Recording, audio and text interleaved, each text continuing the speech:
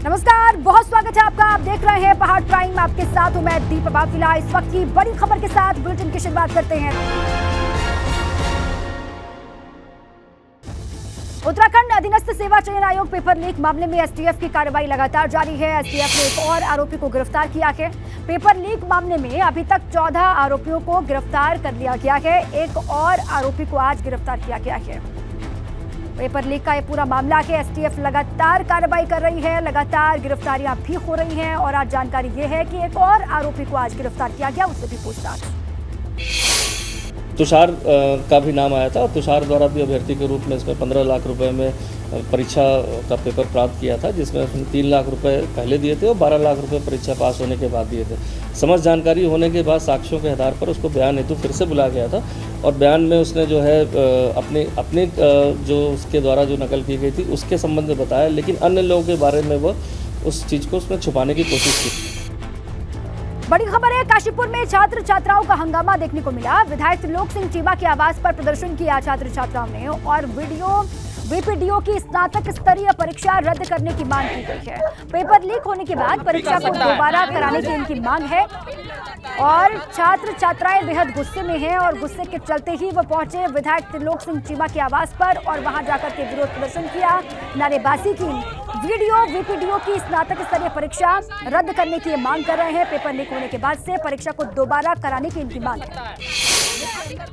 यहाँ तक हम इस प्रकरण को लेके आए हैं कि जो इसमें पेपर लीक का प्रकरण सामने लाया है, स्क्रीनशॉट वायरल हुए थे। पेपर से पहले ही पेपर को पढ़ाया जाना और इस बात की पुष्टि एसटीएफ द्वारा भी की गई है कि अभिषेक वर्मा जो जहां से लखनऊ प्रिंटिंग प्रेस से पेपर छपता है वहां से इस पेपर को लीक कराया गया है और तीनों पेपर पालियों के फोटो खींचकर टेलीग्राम पर वायरल किए गए हैं। तो आप मेरे को ये समझ में ये नहीं आता, आप ये जवाब दीजिए मुझे कि जब सोशल मीडिया का टाइम है तो आप कैसे पता लगा सकते हैं कि किसको पेपर मिला किसको नहीं मिला।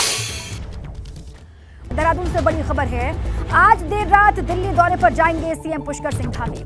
रात 8:10 पर दिल्ली पहुंचेंगे सीएम, ऐसी खबर है। और मंत्रिमंडल विस्तार को लेकर चर्चा होनी है दिल्ली में। दर्जाधारियों को लेकर भी मंथन कर सकते हैं मुख्यमंत्री पुष्कर सिंह धामी। और देखिए, भाजपा के राष्ट्रीय अध्यक्ष जेपी नड्डा से भी उनकी मुलाकात होगी, उनके साथ बैठक होनी है। राष्ट्रीय संगठन महामंत्री बीएल संतोष के साथ भी उनकी मीटिंग होगी, ये जानकारी है। दिल्ली दौरे पर सीएम पुष्कर सिंह धामी आने वाले हैं, ये बड़ी जानकारी आपके सामने है। रात 8:10 पर दिल्ली पहुंच जाएंगे पुष्कर सिंह धामी। और सीएम पुष्कर सिंह धामी चमोली के दौरे पर रहे। इस दौरान सीएम धामी सित्तूण में अखंड महायज्ञ कार्यक्रम में शामिल हुए। इस मौके पर सीएम धामी ने कहा कि ये क्षेत्र सीता माता से जुड़ा हुआ है और इसलिए इस क्षेत्र का विशेष महत्व है। कार्यक्रम के दौरान अपने संबोधन में सीएम धामी ने कहा कि सरकार करप्शन के खिलाफ जीरो टॉलरेंस की नीति पर लगातार काम कर रही है। धीरे धीरे वो सब काम हो रहे हैं जिन कामों के बारे में हम सोचते नहीं थे। उत्तराखंड भी हमारा हिंदुस्तान के श्रेष्ठ राज्यों में शामिल हो, उसमें हमारा चमोली जनपद का सीमांत गांव, बड़ा गांव भी है। ऐसे गांवों को आगे लाना है। अभी भारत की सरकार ने हम लोगों के अनुरोध पर 1200 नए मोबाइल के टावर स्वीकृत किए हैं जो हर गांव में लगेंगे। आगे विभिन्न गांवों में लगेंगे। भारत नेट योजना जो आ रहे हैं, यहाँ पर चार धाम यात्रा के लिए चार धाम जो ऑल वेदर रोड है उसका काम और तेज़ी से जो रुका हुआ है तेज़ी से होगा। इसके साथ साथ भारतमाला जो सड़कों के क्षेत्र में बड़ी परियोजना है, उस परियोजना में भी पूरे इस मंडल से उस मंडल को जोड़ने की योजना है, वह भी तेज़ी से काम कर रही है। रेल परियोजना पर काम हो रहा है। उत्तराखंड में पशुओं में लंपी वायरस की रोकथाम के लिए सरकार सक्रिय हो गई है, एक्टिव मोड में है। हरिद्वार जिले में 1000 से ज्यादा पशु इस वायरस की चपेट में आ गए हैं और बीमारी की रोकथाम के लिए सरकार ने 30,000 वैक्सीन का ऑर्डर दे दिया है।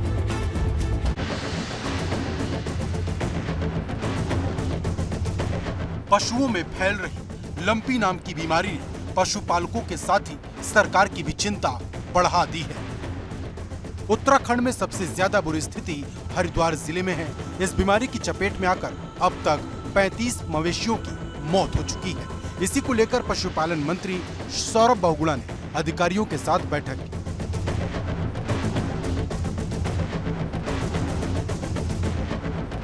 हरिद्वार जिले में अब तक 1000 से ज्यादा मवेशी इस वायरस की चपेट में आ चुके हैं। सरकार ने बीमारी की रोकथाम के लिए 30,000 वैक्सीन का ऑर्डर दिया है। ये वैक्सीन पहले चरण में हरिद्वार और उधम सिंह नगर भेजी जाएगी।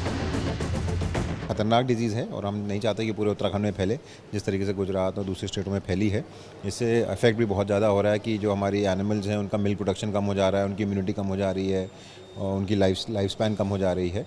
तो कोशिश यही थी कि आज एक सारे CBOs के साथ हमने कॉन्फ्रेंस में बात करी है। 30,000 हमने जो काउपॉक्स वैक्सीन है वो हमने ऑलरेडी ऑर्डर कर दी है। 16,000 उधम सिंह नगर के लिए दी जाएगी और 24,000 हरिद्वार के लिए दी जाएगी। अब आपको बताते हैं आखिरकार लंपी वायरस क्या है। लंपी वायरस पशुओं में फैलने वाली स्किन की बीमारी है। राजस्थान, यूपी, गुजरात और उत्तराखंड के अलावा कई राज्य इसकी चपेट में हैं। कहा जा रहा है कि भारत में इस वायरस की एंट्री पाकिस्तान के रास्ते हुई। इस बीमारी में जानवरों के शरीर पर सैकड़ों की संख्या में गांठें उभर आती हैं। साथ ही तेज बुखार, मुंह से पानी टपकना शुरू हो जाता है। इससे पशुओं को बहुत ज्यादा कमजोरी महसूस होती है। उसे चारा खाने और पानी पीने में भी परेशानी होती है। ये एक संक्रामक बीमारी मच्छर, मक्खी और जू के काटने से फैलती है। अभी तक इसकी चपेट में गायें आ रही थी, इसीलिए इस वायरस ने किसानों की चिंता बढ़ा रखी है। ABP गंगा के लिए देहरादून से पंकज राणा की रिपोर्ट। और इसी बीच एक बड़ी खबर से रूबरू आपको करवा दें। कर्णप्रयाग में बद्रीनाथ नेशनल हाईवे बाधित है। कर्णप्रयाग से गौचर के बीच हाईवे बंद पड़ा हुआ है। पहाड़ी से मलबा गिरने के बाद हाईवे बाधित हुआ। जाम में फंसे लोगों की मदद लगातार पुलिस के जवान यहां पर कर रहे हैं। पुलिस के जवानों की मदद से लोगों को यहां से इधर से उधर करवाया जा रहा है। ये तस्वीर भी आपको हम दिखा रहे हैं। जाम में बड़ी संख्या में लोग फंसे हुए हैं। पहाड़ी से मलबा नीचे गिरा और उसके बाद ये हाईवे बाधित हो गया। खोलने का काम भी लगातार जारी है। मॉनसून की बारिश ने कर्णप्रयाग के लोगों की मुश्किल बढ़ा रखी है। लैंडस्लाइड की वजह से नैनीसैंण मोटर मार्ग पिछले कई दिनों से बंद पड़ा हुआ है। ऐसे में लोगों को आवाजाही में समस्या हो रही है।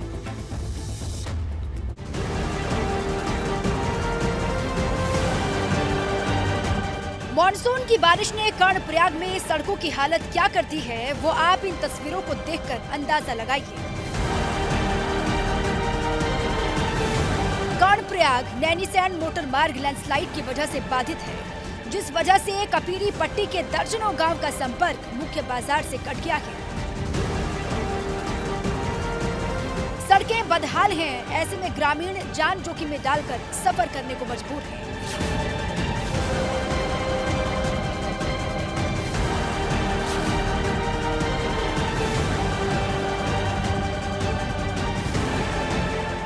बंद होने से ग्रामीणों के सामने आवाजाही की समस्या है। एक गर्भवती महिला की तबीयत बिगड़ने पर उसे बेहद मुश्किल हालात में अस्पताल पहुंचाया गया। लोग मांग कर रहे हैं कि प्रशासन को बंद पड़ी सड़कों को जल्द से जल्द खोलना चाहिए। 14 ग्राम पंचायतों की ये लाइफ लाइन मानी जाती है इसको, और ये जो है पिछले शनिवार से ये सड़क बंद पड़ी है और शासन प्रशासन का कुछ भी दायित्व नहीं है, न तो वो समझदारी है, जबकि उनको बता भी दिया मौखिक रूप में, लिखित रूप में, तब भी कोई काम नहीं हो पा रहा। बरसात के मौसम में पहाड़ लगातार दरक रहे हैं। बड़े बड़े पत्थर और मलबा सड़कों पर आकर गिर रहा है। सफर के दौरान हर पल आशंका इस बात की रहती है कि कोई राहगीर इनकी चपेट में न आ जाए। ABP गंगा के लिए कर्णप्रयाग से जितेंद्र पवार की रिपोर्ट।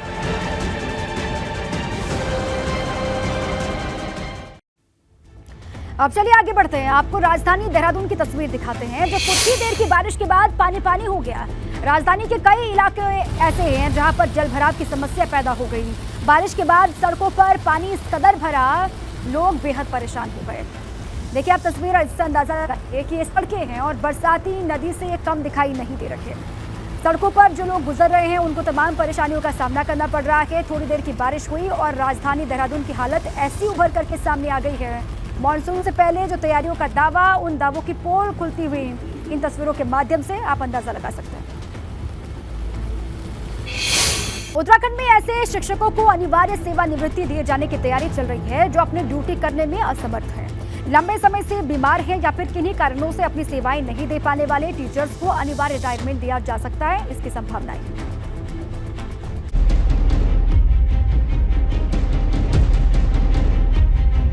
पहाड़ पर शिक्षा व्यवस्था को पटरी पर लाने के लिए सरकार बड़ी योजना पर काम कर रही है। शिक्षा विभाग ऐसे शिक्षकों को अनिवार्य सेवानिवृत्ति दिए जाने की तैयारी कर रहा है जो किसी न किसी वजह से सेवाएं नहीं दे पा रहे हैं। प्रदेश में ऐसे तकरीबन 2000 शिक्षक हैं। शिक्षा विभाग में प्रदेश भर में बेसिक और माध्यमिक शिक्षा में तकरीबन 72,000 शिक्षक सेवाएं दे रहे हैं। इनमें से बड़ी संख्या में शिक्षक बीमारी या किसी और वजह से छुट्टी पर चले गए हैं। शासन ने फैसला लिया है कि जिन शिक्षकों की सेवाएं 20 साल से ज्यादा हो गई हैं, तो उन्हें अनिवार्य सेवानिवृत्ति दी जाएगी। जो बिल्कुल ही अक्षम हैं और किसी भी तरह से पढ़ाने के लिए वो शारीरिक रूप से सक्षम नहीं है, तो ऐसे लोगों का चिन्हित किया जाना है। और चिन्हित करके चूँकि 20 साल में हमारी PRS की जो सर्विस उस पूरी होने के बाद हम कर सकते हैं, तो उस दिशा में हम लोग आगे बढ़ेंगे। क्योंकि वो पदरिक्त नहीं हो रहा है, तो पदरिक्त नहीं होता है तो उसकी दिशा में हम नई नियुक्ति नहीं कर पाते, तो कहीं न कहीं ना एक पठन पाठन में व्यवधान उत्पन्न होता है उस वक्त। इसके साथ ही जिन शिक्षकों की सेवाएं 20 साल से कम हुई हैं, उन्हें उनके घर के आसपास सेवाएं देने की तैयारी की जा रही है। इस समय जो स्थानांतरण हुए हैं या धारा 27 के अंतर्गत बहुत आवेदन पत्र आते हैं जिसमें ये रहता है कि वो स्वयं गंभीर बीमारी से ग्रस्त हैं, और कई ऐसे भी हैं जो कि स्कूल भी नहीं जा पा रहे हैं या कार्यालय भी नहीं जा पा रहे हैं। तो उसके संबंध में एक तो माननीय मंत्री जी ने ये भी कहा है कि अनिवार्य सेवानिवृत्ति की बात की है, और उसके लिए पहले भी हम लोगों ने कार्यवाही की है जिसपे हम लोगों ने जनपदों को डायरेक्शन जारी किए गए थे, और पुनः अब फिर से जारी कर रहे हैं। और चिन्हित करते हुए हम लोग अनिवार्य सेवानिवृत्ति की कार्रवाई भी हम सुनिश्चित करेंगे। उत्तराखंड गठन के बाद से अब तक पहाड़ पर शिक्षा व्यवस्था सुधर नहीं पाई है। ऐसे कई इलाके हैं जहां पर शिक्षक ड्यूटी से कतराते हैं, तो वहीं बढ़ती उम्र की वजह से भी शिक्षक पहाड़ चढ़ना नहीं चाहते हैं। ऐसे में शिक्षा विभाग ने उन सभी शिक्षकों की लिस्ट जिलों से मंगवानी शुरू कर दी हैं जो लंबे समय से बीमार हैं या अपनी सेवाएं नहीं दे पा रहे हैं। उन शिक्षकों की सेवा यदि 20 साल की हो गई हैं तो उनको अनिवार्य सेवानिवृत्ति दी जाएगी ताकि स्कूलों में पढ़ाई को आगे बढ़ाया जा सके और उनकी जगह नई नियुक्तियां की जा सके। देहरादून से अपने सहयोगी क्रिस्टोफर लॉरेंस के साथ पंकज राणा, ABP गंगा। शिक्षकों को लेकर शिक्षा विभाग के फैसले पर केंद्रीय रक्षा राज्य मंत्री अजय भट्ट ने कहा है कि सरकार को इस फैसले पर पुनः विचार करना चाहिए। किसी ने कोई डिसीजन लिया हो, कैबिनेट ने कोई डिसीजन लिया हो, तो सरकारें अपने अपने वक्त पर डिसीजन लेते रहती हैं। तो उनके सम्मान अगर कोई ऐसी योजना है, मुझे जानकारी नहीं है इसकी, तो अगर कोई योजना है तो मंत्री जी जहाँ तक है हमारे समझदार मंत्री हैं, किसी को हानि भी ना हो, नुकसान भी ना हो। एक स्टेज पर सेवा तो सभी ने करी होती है।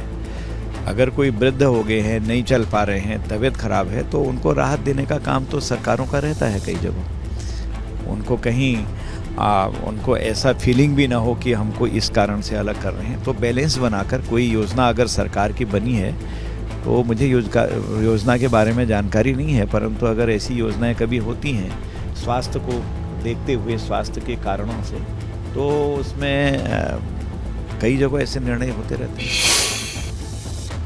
रुद्रपुर में 60 लाख रुपए की ठगी करने वाले एक नाइजीरियन युवक को पुलिस ने गिरफ्तार कर लिया है। पुलिस ने इसे दिल्ली से गिरफ्तार किया और पुलिस इसके गैंग के बाकी लोगों से भी लगातार उनकी तलाश कर रही है।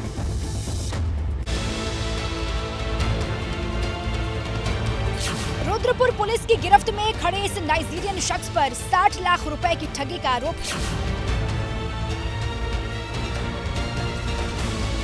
पुलिस 8 महीने से इसकी तलाश कर रही थी।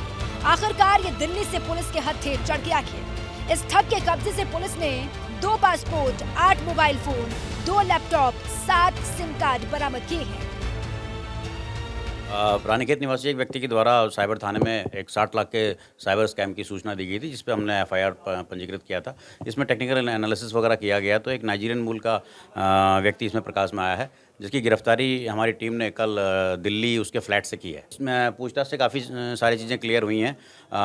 आगे जो हमें इनपुट्स मिले हैं उन पे भी हम काम कर रहे हैं। जल्दी इसमें और भी गिरफ्तारी है। आरोपी को ये रकम 25 बैंक अकाउंट में ट्रांसफर करवाई गई थी। जिन खातों में ये रकम ट्रांसफर की गई थी, अब उन्हें भी सीज करने की कार्रवाई की जा रही है। साथ ही इस गैंग के और लोगों से भी लगातार पूछताछ हो रही है। एबीपी गंगा के लिए रुद्रपुर से विकास की रिपोर्ट।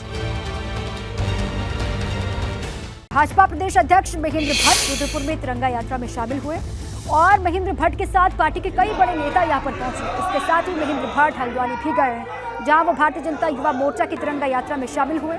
महेंद्र भट्ट ने ट्रांसपोर्ट नगर से लेकर जयपुर तक यात्रा में हिस्सा लिया।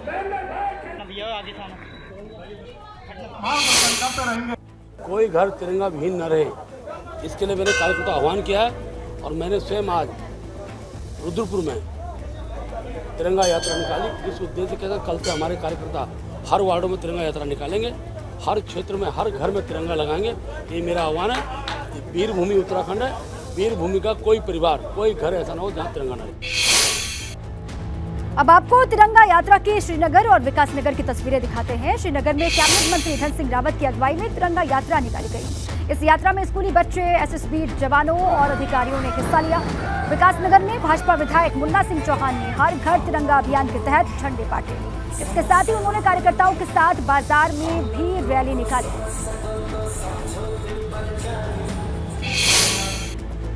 और उधर हरिद्वार में कांग्रेस की भारत जोड़ो तिरंगा यात्रा के दूसरे चरण में हरीश रावत मौजूद रहे। कांग्रेस की यात्रा हर की पैड़ी से शुरू हुई और शिव मूर्ति चौक पर संपन्न हुई।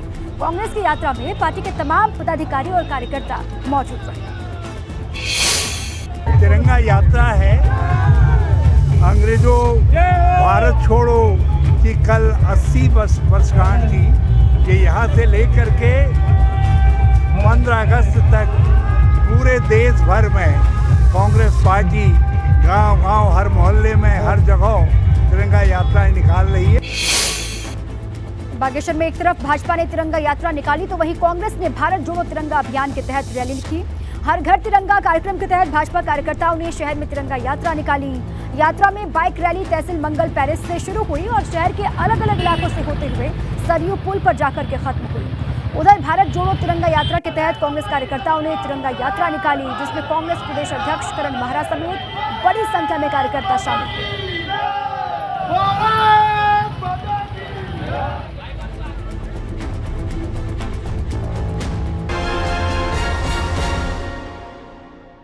आगे बढ़ते हैं, खबर रुड़की से है। रुड़की में नगर निगम की बैठक हुई और काफी समय बाद ये मीटिंग हुई थी, मगर उसमें भी जमकर हंगामा हुआ। हंगामे के बीच बजट के साथ साथ पार्षदों ने कई विकास कामों के प्रस्तावों को पास किया, मगर भाजपा से निष्कासित मेयर गौरव गोयल बोर्ड बैठक में चुप्पी साधे रखे। बैठक के दौरान पार्षदों ने तहबाजारी का मुद्दा उठाते हुए बोर्ड बैठक में जमकर हंगामा शुरू कर दिया, जिसमें पार्षदों ने तहबाजारी को चोर बाजारी का नारा देते हुए मेयर पर सवाल उठाए और इस दौरान मेयर बैठक से उठकर चले गए। टिहरी के सुरकुंडा देवी मंदिर रोपवे को फिर से शुरू कर दिया गया है। रोपवे के तकनीकी मानकों पर सवाल उठने के बाद करीब महीने भर पहले आवाजाही बंद कर दी गई थी। 10 जुलाई को अचानक तकनीकी दिक्कत आने पर रोपवे की ट्रॉलियां अचानक से रास्ते में रुक गई थी, आप जानते हैं। और उस समय रोपवे की ट्रॉली में विधायक किशोर उपाध्याय की मौजूदगी थी और उनके साथ 50 श्रद्धालु मौजूद थे।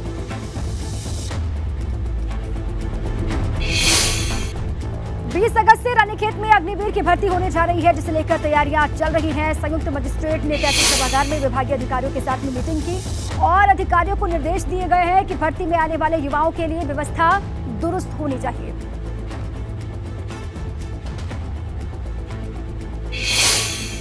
रक्षाबंधन करीब आते ही राखी की रौनक दिखने लगी है। अल्मोड़ा में महिला कल्याण संस्था की महिलाओं ने जवानों को राखी बांधी।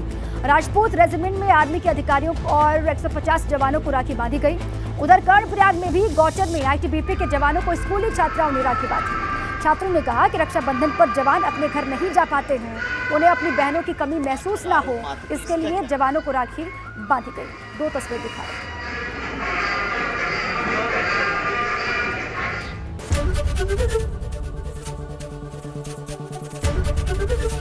एबीपी गंगा, खबर आपकी, जुबान आपकी।